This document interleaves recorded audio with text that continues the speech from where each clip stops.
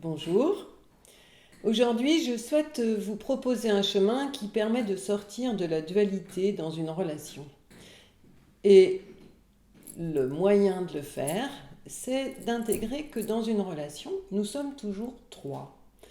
Il y a une personne qui est là, une autre personne qui est là. Je vais prendre l'exemple de la relation de couple.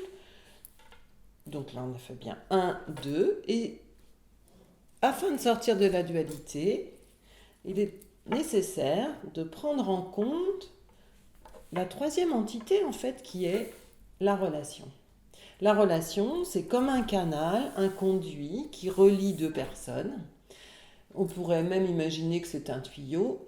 Et on peut parler d'ailleurs de tuyauterie relationnelle. Et alors, je peux m'interroger sur ce que je mets dans cette relation-là. Qu'est-ce que j'envoie comme message? Est-ce que je prends soin de la manière dont je vais nourrir la relation?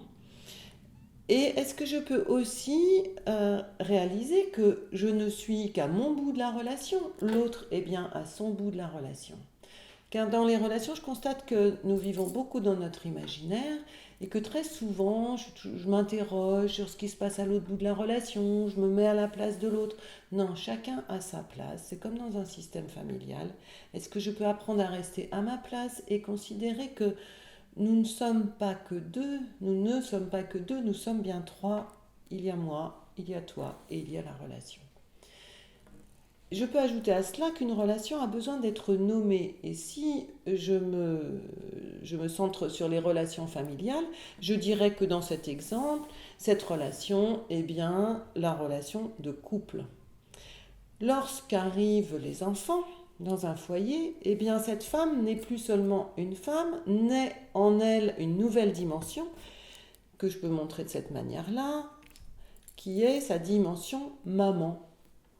Et cet homme-là devient papa, c'est une nouvelle dimension. Naît donc entre eux une nouvelle relation qui est la relation parentale. Dans cette relation, les deux personnes apprennent à prendre soin de leur relation de couple. Dans celle-ci, ils auront à prendre soin de la relation parentale et de tous les échanges concernant l'éducation des enfants. Quant à l'enfant, il n'est pas là, ni là, ni là, il a sa place et il est en relation avec sa maman et son papa. Dans cette famille, il y a donc une relation de couple, une relation parentale, une relation que j'appelle la relation maternelle et la quatrième relation qui est la relation paternelle.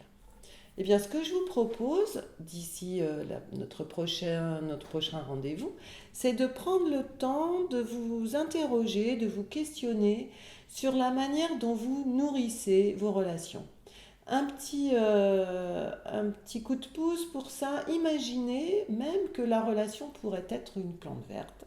Et cette plante, comment va-t-elle faire? De quoi a-t-elle besoin pour grandir, pour s'épanouir? Elle a besoin de soins, de délicatesse.